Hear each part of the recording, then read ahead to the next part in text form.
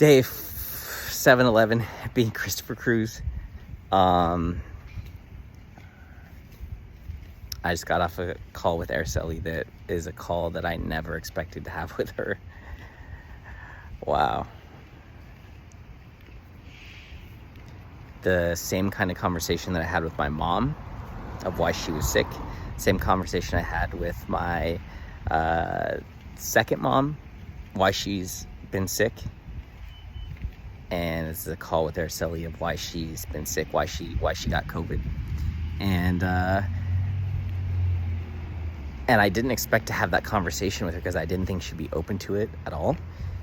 And I was like, yeah, God has just given me a word for people, and he just puts this word in my head, and then I know like what it is, and then that's the source of, you know, their sickness. That's why they got sick.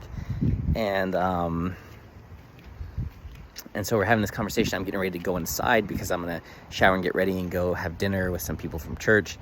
And then she's like, well, what's my word? And I was like, wait, is she really asking this? Like, does she actually believe this? Like, why is she asking? And I was like, I don't know. Like, I don't know what your word is. And I just didn't expect her to be interested at all in the process and what I've been doing with people with this. And then I was like, well, she's actually open to it? Like, okay. And so I started asking her some questions, and I told her, I don't know what your word is. Like, I don't know. And she started talking, and then I saw the word pressure.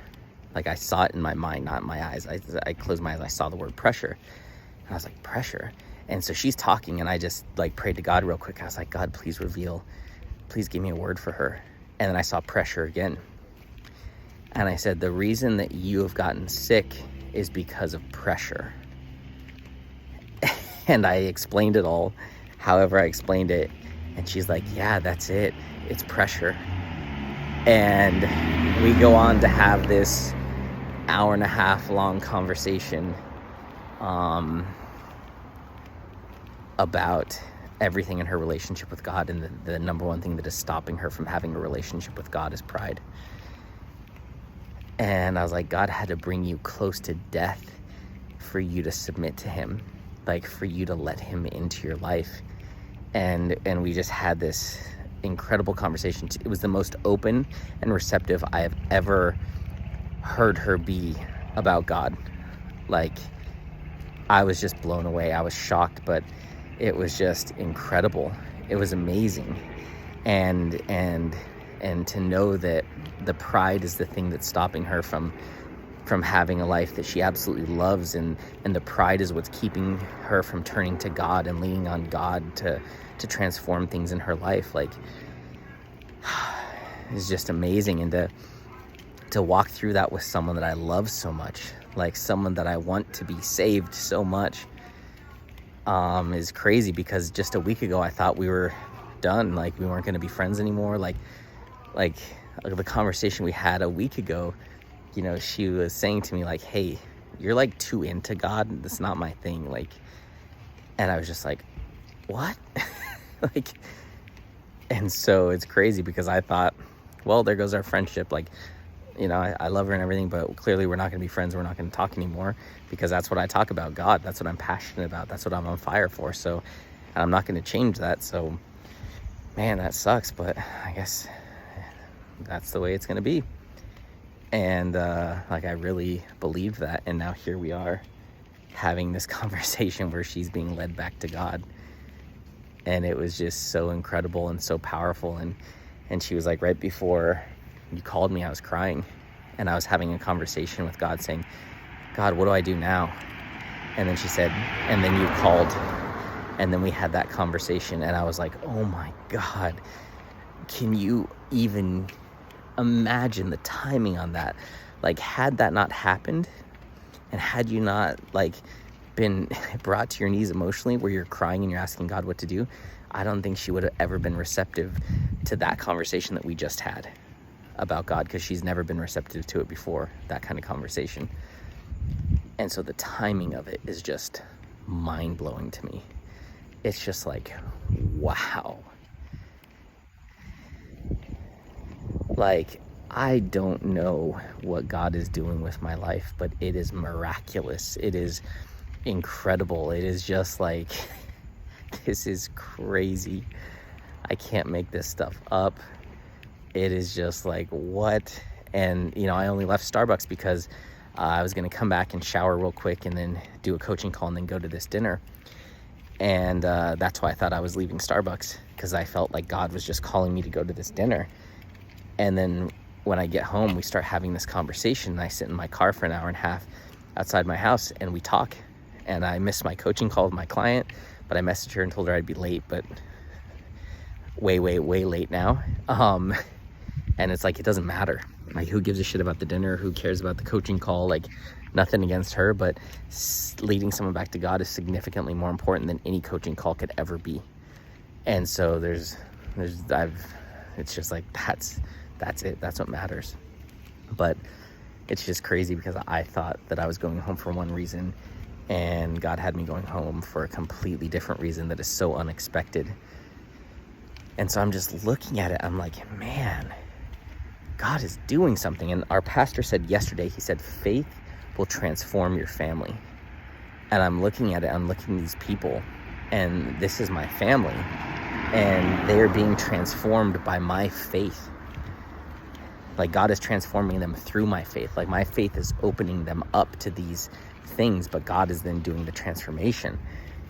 And it's miraculous. Like, it is a miracle. It is a miracle. And we found out that she got sick because she felt so much pressure. And right before she got COVID, she felt this immense amount of pressure that she was going to have to move back to Apple Valley. And yeah. So, and then that opened her up to actually getting sick. So it's just crazy. It's absolutely crazy. Like, this is true. This spiritual warfare stuff is so true. And she's felt all this pressure, and that pressure was the spiritual attack that opened her up to getting physically sick. Because it's crazy. Like, everyone in her family has had COVID. She's been around them all while they have COVID, and she's never gotten it. So that is just crazy. Just mind-blowing. I'm just like, I'm so happy and just so blown away. Like, God is just so incredible. And there's no better feeling than when someone in your family gets saved. Someone that you love, you know, when they accept God or they turn to God. She's still got to do her, you know, her prayer where she accepts Jesus, and I know she'll do that in her time. But the fact that she was just so open to God is just like, wow. It's beautiful. There's nothing in this world that I would want more for the people that I love than that. So I'm just blown away. Like, wow. How in the world is this even possible? God is just so good.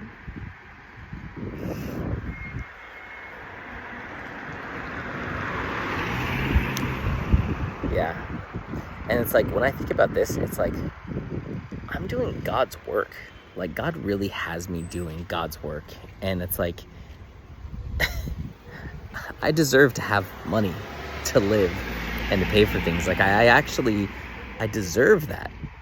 Like, I deserve it. Like,